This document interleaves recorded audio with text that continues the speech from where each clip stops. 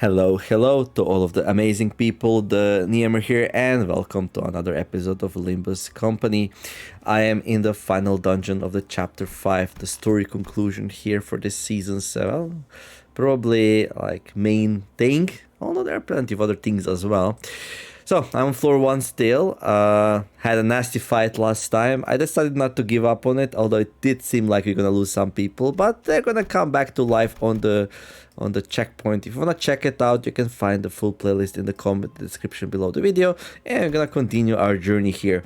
Captain's quarters. We met the Peacock's crew, Ishmael's old crew, and Captain Ahab. With a confident smile, Ahab invited us to her office to talk. So technically we did defeat the harpooner, but actually the fight didn't go that well for us, story-wise and like practicality-wise. So we're gonna talk now and see what's happening down here. What's the plan?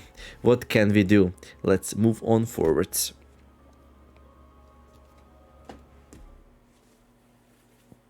Really curious. So Ishmael hates Ahab, likes her friend, Kukwak, or whatever, and well, problem is that they are tied together. So what's that on the board over there? The number of gold coins assigned to each crewman and woman. We can collect them by fishing up useful stuff or by hunting mermaids. And who's the one paying you?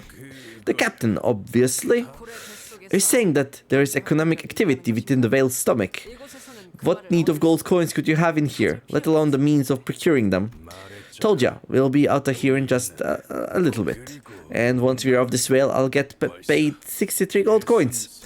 With that much though, I just might be able to snag myself a halfway decent cheap, unless the inflation's gone nuts, that is. The inflation, let's not go there. Oh, by the way, ever been to the Marlin port ship lately? Any chance you saw the Stingray flat top grill place? I wonder if it's still open. Oh, that sounds delicious. Where is it? Looks like Ahab's giving out gold coins to her crew for their labor. The promise of a reward for services rendered. I'm sure that's a strong motivator. Hey, Ishmael, you really caught me off guard earlier. Seriously, I didn't think I'd find you here of all places. When we're out of here, we should go crash at the bar and drink rum straight from a barrel. We'll make it competition, just like the good old days. Right, so did you get a chance to say hello to everyone? A little chat? And oh man, you sure did grow your hair out. Whatever happened to long hair is annoying. That's a lot of questions at once. I don't think any of them want to chat with me. I can tell from the looks they're giving me. Sometimes people from other ships would join us in the village, but none of them lasted more than a day. We are the only ones who made it this long. And it's all thanks to a solution our captain came up with. A solution? A way to stop our bodies and minds from turning pallid. What is it? As you can see, with our captain, we would be long been turned into mermaids. Without the captain, this village wouldn't exist. So anyone that dares to antagonize the captain is our enemy. Because to stand against the captain is to stand against our very survival. You've changed, Starbuck. I remember you butting heads with the captain all the time. Did I? Don't forget who trapped all of you here in the first place, led us to our deaths. Ishmael coldly walks past Starbuck before entering the office. I thought he was an old mate of yours. Starbuck, first mate of the Peacock. He wanted to be a good person to everyone, and he was the closest of the crew to the captain's ear, which meant that we also squabbled pretty often, but it didn't matter in the end. Ahab was equally indifferent to everyone anyway. Please excuse the state of my office. A bottle of rum and this would have gone down much smoother yet. After all the time we've spent stuck in here, I've not seen a single bottle of it float its way in.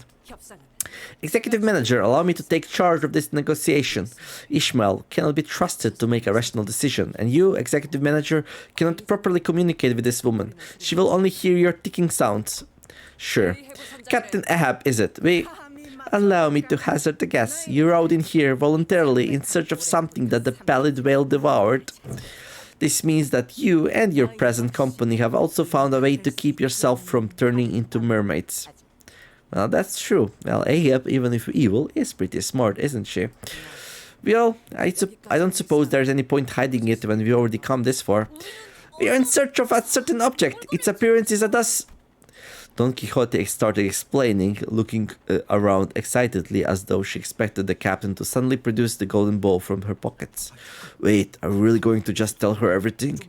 Why don't we talk about this between us first and... I know what you seek. A golden stick of sorts, I presume. Am I wrong? What? We couldn't even deny her accusations thanks to Gregor's extremely telling reaction. I know where to find it. I can even bring you to it. How did we know that you aren't bluffing? Yeah, what if you just overheard while we were talking? I shall prove it to you then. From that branch emanates a very far-reaching golden light. Its glow is warm and bright, yet not bright enough to be blinding. It appears that she at least knows of her golden bow. What she has just told us is more than what an unrelated individual should be able to know. Still, I don't believe she's really about to tell us where the bow is. You presume that I would not part with this information? I have nothing to hide. Ahab slammed the desk and leaned aggressively towards us. She wore a knowing grin, as though she knew exactly what she wanted and what we were about to say to get it. Let us speak plainly here. I have naught to hide from you. In fact, I dare say that it is you who are withholding things from me. You called that stick the golden bow, did you? Well then, the golden bow is at the dead center of its accursed veil. At the dead center? The epicenter of this deep resonating thumping, the spring of life that fuels this beast. The heart that seeps with all that is evil in the world. But you are in luck. It just so happens to be that Picot has set course for that very same destination, and we plan to set sail in the very near future. Because the only way out of the veil is by destroying its heart. That's interesting. I wonder if this is just a coincidence. What is so interesting about it? Isn't it interesting that after all those years they spent preparing for their journey to the heart, we just happened to arrive as they were about to set sail? That is interesting indeed, if I say so myself. And Honglu. I have naught else to say but merely refer to the nature of fate. The threads of fate itself is weaved, so that I, Ahab, shall be the one to pierce the heart of the pallid whale. I have set more sails in the belly of this beast than the number of your gritted teeth combined. I have been to every nook and cranny of this place, all of which I clearly recall. There is no method upon this earth that I have not attempted to pierce this beast's hide. So allow me to preclude a few options for you. This beast's hide is as thick and impenetrable as Aircorp's fortress. All the weapons in the world will not be able to pierce it. Try to stab it with my harpoon. Wound it, yes. Puncture a hole, no. Well, if you find my words so difficult to believe, then feel free to give it a try with your own weapons. Mine attempts to hardly left a mark. If she's right, then it won't matter what the Indigo Elder does. And it won't matter what LCA does. It won't matter how hard they'll try. They can't get us out of here. Aye, we know better than anyone. The crushing pain of surviving at a place such as this with no hope of rescue. No sane mind survives such torment for long. Behold my pitiful crew. They hold on to tooth and nail to their sense of self as the pallid membrane tries to devour them whole. Nothing here. Nothing. None. We can do naught here but scavenge the flotsam that washes up to its stomach. Mermaid corpses Quickquack brings back here from hunts are our only source of subsistence. Fins. Soft. How the heck did you guys even survive here? Fate. The fate that as long as we follow our captain, she'll eventually lead us out of here. That's the hope we hold on to. Now give my offer a listen. I, Captain Ahab of the Picot, the leader of the Picot town, have a responsibility to bring every single one of my crew home. Thus I make this offer to you. I will destroy this bastard's heart, for long have I prepared. Now, all that remains to be done is to set the plan in motion. Our goals are the same, yet we each seek different treasures. Assist me in my plan. We will hunt this whale and escape, and the golden bow shall be yours. We must discuss this among ourselves first. Take as much time as you want. Ahab nodded with a generous smile. We huddled in one corner of her office to discuss this. The boat that carried us here is beyond salvaging. Thus, it follows that we require a new boat for us to escape the whale. Moreover, moving across the bodily fluids of this whale is necessary if we are to conduct an investigation of its interiors. For that, we require a new boat. Then commandeering the vessel is also one of our options. Guys, they can hear us. Pipe down. Our ship, hard to sail, complex. Only Picot crew can handle Picot boats. What I say? How much time would it take if we were to build a boat from scratch? Considering that we possess no necessary materials, considering that we must reinforce it to be resistant to the whale's acid, the estimated time of completion is... No, let's not even think about that. Let's not. Ha, so that's your offer? I could smell your bullshit coming from a mile away. She's not changed one bit, drawing people to their deaths with bullshit that at a glance seems plausible. Nothing's changed. Yeah, there's something off about her. Maybe we should just do this ourselves. Right, never trust something that requires too much explaining. I think they've spent a long time building a plan to destroy the heart and escape this place. Can we really do it on our own from scratch? I also don't know how long we could hold out in here. Yeah, the captain probably knows this place better than anyone. So our options are either turn into mermaids and kill each other, or remain trapped in here forever. Are they really the only alternatives we got? The red gaze shall not abandon us. Oh yeah, that's the Virgilius. We're having trouble coming to an agreement. I will mediate. Let's battle to the last person standing and have them decide. The sinners were all expressing their opinions, which were all diametrically opposed to one another with very little hope of meeting somewhere in the middle. And I was unnerved by how easily Ahab managed to see right through us. Yeah, it's quite a predicament. It seems like we will have to cooperate with Ahab for good or for worse. That's just how it is. More story, let's go. Captain Ahab seemed to see right through us. Discord grew among the sinners as agreement drew even further out of reach.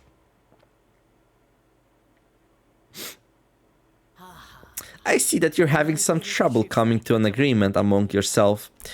That is quite understandable. It should be clear as day that the answer is right before your eyes.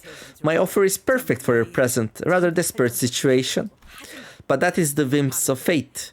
The seemingly implausible coincidental opportunities are the threads of fate weaving the path ahead of us for us. You must first learn to be someone who grips their destiny when it presents itself. It's common wisdom among every seafarer. Sinclair shuddered a little. A lot has happened. Various moments of past coincidences must have passed before every sinner's eyes. When we were almost sandwiched between two ships, when we encountered those floating mermaids on a deserted ship, when we fought a whale and its byproducts that came with the waves. You and your arrogant, all-knowing speeches haven't changed one bit. Don't delude yourself. I'm not joining hands with you ever again. Even now I can't wait to chew you up and tear you apart. Ha ha ha ha. What face, what words. The girl has finally learned how to speak like a proper sea dog, words for salt. Haven't you, Ishmael? Didn't think you'd remember my name. How could I not? I heard your voice moments before the whale swallowed me whole. The echoes of your voice calling my name, scattering to the winds amidst the desolation. Ha! I can hear it clearly as though it happened but a day ago. Even for a brief moment, through the tempest our eyes met, and I peered into the depths of your heart. Into the depths of your true desire. Ahab strode towards Ishmael. Ishmael stood her ground. She glared at the old woman with bloodshot eyes. So I'll give you what you want. Her voice was low yet personal, honest. Huh? Let's see what kind of crap you come up with this time. Because what I want is my heart. Ishmael, listen well. I am the first and the only person who watched the birth of your life's greatest wish. There was an awakening deep within you, a hateful obsession, screaming and thrashing with frenzy so that you may one day gut me yourself. That very desire is what has brought you before me, past the trials and tribulations the world has thrown in your way. Am I wrong? The golden bow they seek? You don't give a shit about that. Of course you don't. My very heart is your golden bow. You plunder the treasure you so desperately seek at the end of your journey. I knew that deep inside you were still a sailor and a harpooner. An excellent one at that. From the moment of our reunion to now, you've been stabbing me over and over again in your head, and not once have you averted your eyes. And what a harpooner that makes you!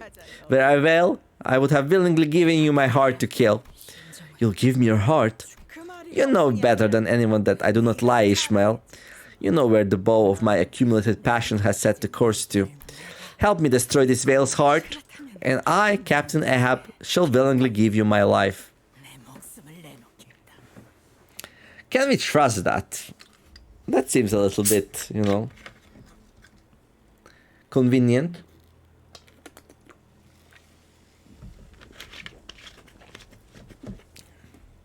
Still though, it's not like we have any choice, right? It matters not the manners in which you end me.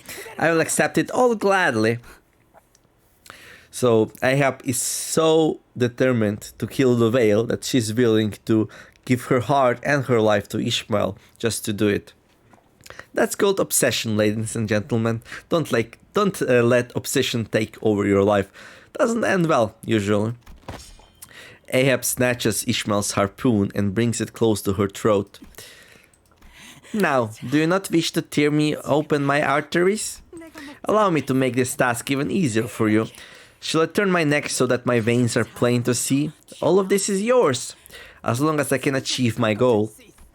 Oh, what a keen harpoon you have whetted. I can imagine the night you've spent sharpening it, drawing a picture of my painful demise. You must have felt it, the call of destiny, your fate, just as I have. No one on this earth understands you better than I do, Ishmael. I know that very longing, that very burning hatred that consumes your days. Yeah, you're right. I'm barely holding myself back from tearing into your arteries. Yet you do not act. Because even now, even as the tip of your razor-sharp harpoon tickles the fuzz of my neck, you know the truth so well, that you are still too weak to kill me. How pitiful, yet how clever. The girl knows her place, and that cleverness serves you well. A foolish sailor would not have accepted this very generous offer of mine. As long as I can kill the pallid whale with my 2 hands, I care not about what happens next. My heart is yours to harpoon, Ishmael. I will be made complete at that very moment. What happens afterwards? I could not care less. Ha, ha, ha, ha. Ishmael laughed and laughed. She did not fight back with her biting tongue, nor did she sharply and rationally criticize the captain's words as she did ours. She laughed and laughed and laughed, glaring straight into the Ahab's eyes. Yes, I like the look in your eyes. I can already see it. In fact, I may as well have already heard your decision from that look. Yeah, enjoy your last voyage, Ahab. And whatever it takes, survive to the end of the voyage until you destroy the whale's heart. And I'll happily destroy it the moment you are made complete. Oh well, we're traveling with 2 lunatics. God help us all. Yes, now I see the eyes of proper sea dog. Finally conviction burns within your eyes. I shall not disappoint you, Ishmael. Allow me to hear. Allow my heart to beat like the very tempest. Allow my heart to bleed hotter than the boiling blood of the lava whale, so that it may be a target worthy of your harpoon. Ha ha ha ha ha. A sense of overwhelming dread emanated from the pair's mad laughter. Neither I nor the other sinners dared to intrude. Their laughters were very much alike, to the point where I wasn't sure which belonged to Ishmael and which belonged to Ahab. What I was thinking then, well, I'm not really sure. It wasn't like we had any other choice, but yeah, maybe I was hoping that Ishmael would refuse the offer. So you're joining us for the journey to the heart. Ain't that nice? It's encouraging to have your lively-looking fellas along for the ride. Not a hint of that pale membrane to be on yours. Oh, speaking of which, how are you all so okay? How come that pallid whale let's get no effect on you, no? Curious, Starbuck asked. For so that's... It's a long story, we just happened to get lucky, and we'll leave it at that. Gregor cut in and blocked Don Quixote's mouth. Yeah, well, some of the sinners are more wise than the others and don't like to just spit out everything to our, well, kind of potential enemies. Surely this will all go down the road and we'll have to fight each other eventually, right? Down the hill, not down the road. Ahab makes an offer to Ishmael that she could not refuse. Maybe.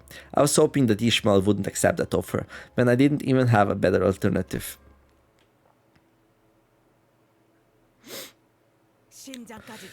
They are tasks that must be completed if we are to reach the heart. 2 ships, 2 routes. They must go their separate ways to reach the heart. The Pequod will make its way through the pancreas. Question. Shoot. Where are you ones going through the pancreas?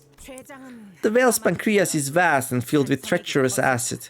To go in there without knowing when and where to acid will spew from it, to dance with the death. So I'm electing to bring those that have toiled here for years, not inexperienced landsmen such as you. Starbuck shrugged next to the captain. I must also mention that the pancreas is heavily populated by the mermaids. It is better that we, sailors, who have spent our entire lives hunting mermaids and whales, take that route instead. While there aren't any particularly powerful or troublesome mermaids there, our numerical advantage will still be useful in the path. At the end of its pancreas, we will hew open its largest vein. Then its left heart atrium will open to supply blood to the area. Okay, so what about us? You will take this path. The right heart atrium connected to the lungs. This is a narrow path, so a smaller vessel will serve you well. Some other things have made their way into the path I sent you on. They are neither whale nor mermaid. Their numbers are small, but each of them may pose a difficult fight. What you lack in numbers, I assume, will be made up by your individual prowess. You and your men will shine in targeted strikes, not all-out battles that the Pequod will face through the pancreas. Were you not here, I would have to send Starbuck, Quick, and at least 8 other good men that way. Both divided will have a higher chance of failing. In fact, it had been a rather significant concern of mine. But you have arrived, fitting perfectly into this conundrum of a puzzle, as though fate itself has ordained it.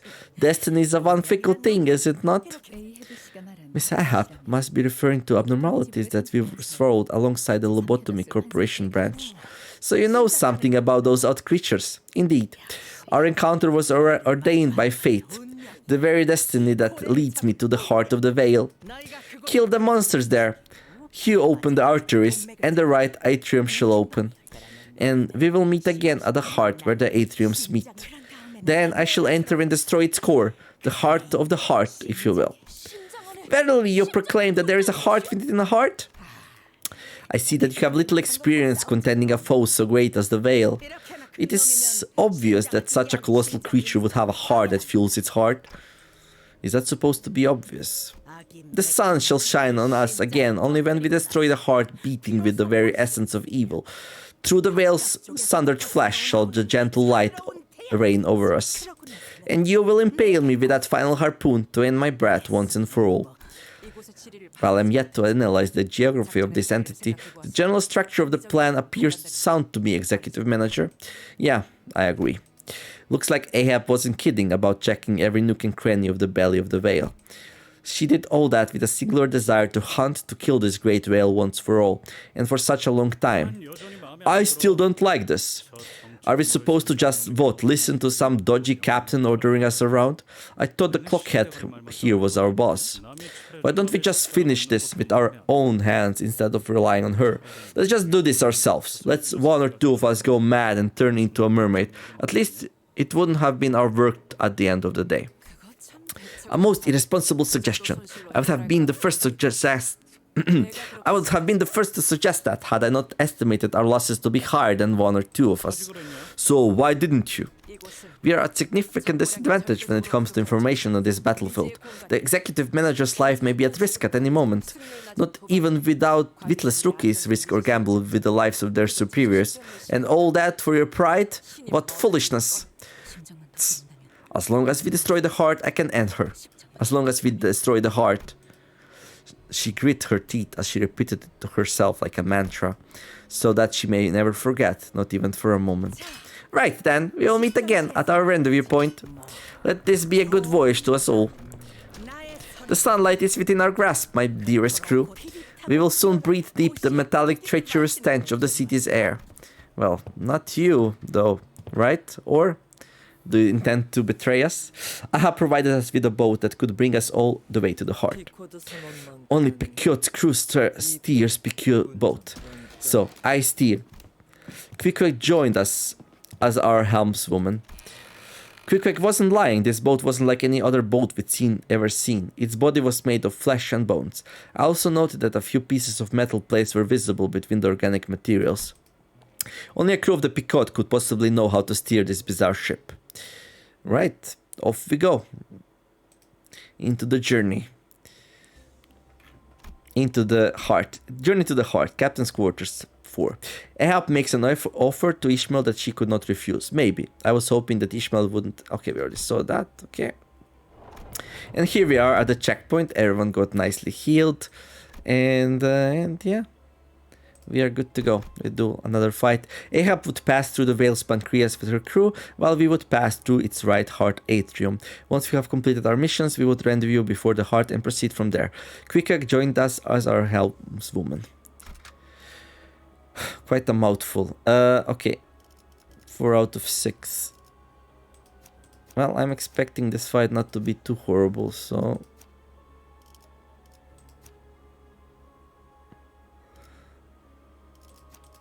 I can probably afford not to bring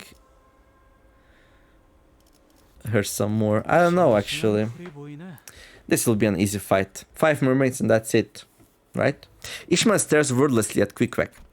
I thought you, everyone died. Me too. I also thought you that.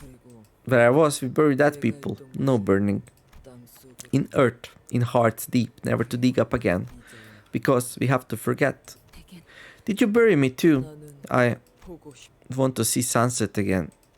That keeps me going, breathing, throwing harpoons. I thought you didn't like the outside world. Sunset always warm, whenever it sets. I'm hearing a terrifying cry coming from far away. It's the mermaid's cry. Our future, if we fail to escape. Cry and cry, trying to kill all we see. Then melt very slowly and later float away like we were never here. Don't want to be mermaid. The pallid whale have to kill it, only then we get out. I see another vision of Ishmael. It's growing more and more frequent. Maybe it's the influence of the golden bow. Crying. Every night, a terrifying cry echoes from the holds. Pip, it's your turn to go down there. The mermaids cried every single night, so we had to lock them deep in the holds. Pip doesn't want to go down there. It's scary. That's just the luck of your draw, Pip. I'm sorry, but you got to accept it. Isn't it weird, Quickback? Why we are doing any of this? Ishmael, still yourself. We'll see pallid whale soon. Which means all this will be over. Soon. Yeah, it will all be over soon. So when this voyage is over... What is this mess? Can you not even man your stations properly, you deckhands? Captain, Pip doesn't want to go down there. Pip's scared to death. It's so scary down there. Every night Pip hears. Every night he scratches at the locked door. Get a hold of yourself, Pip. That's just a mermaid. Pip knows. Pip saw. That was our mate stop, Captain. The pallid whale ate stop and the boat he was on and... Pip, turn away from the sound of the host. Look far beyond to the great lake. The pallid whale's day of reckoning draws near. The louder the mermaid cries, the closer we are to our goal. That creature will lead us to the pallid whale. That night, I snuck into Captain Ahab's quarters. To enter the captain's quarters unauthorized was like breaking a taboo. Every sailor knew that. If I was caught, I would have to accept whatever punishment they decided to levy upon me for committing a sin that may as well have been a mutiny. But I don't know what I was thinking when I walked in there. Captain Ahab, Captain... The captain's eyes were locked onto the map of the Great Lake stuck to the ceiling of her quarters. Oh, she's crazy, alright. Look at that, the obsession. She did not steer. It looked at this sight for a moment, before stumbling out of the captain's quarters. I had so. So we went into the captain's quarters, huh? Mr. Starbuck, Captain never gets a proper shut-eye. Even when she sleeps with her eyes wide open. She's always looking for that pallid whale somewhere in the Great Lake, even as she dreams. Captain ain't sleeping, she's awake, always is. Yeah, on the Picot, the captain had a tight leash around us. We were merely gasping on what little air she permitted us.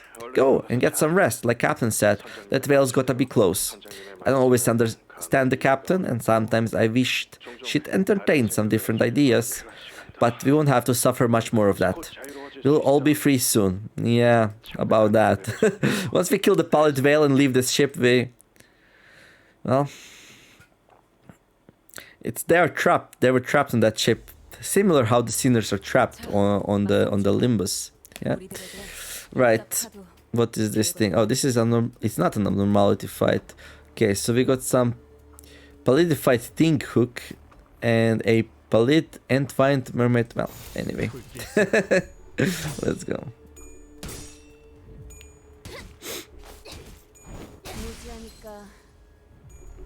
So easy fight, hard fight, I don't know, we'll see. Oh. Yeah, that ability doesn't hit nearly as hard if you don't have enough charges. Self-destructive purge though, well, never fails to perform. How are resources like 17, 24, 24, 5? Yeah, they're decent. Yeah, I'm not gonna farm them. Even after that fight, which was, well, far away from being smooth. We're in a pretty good shape, so.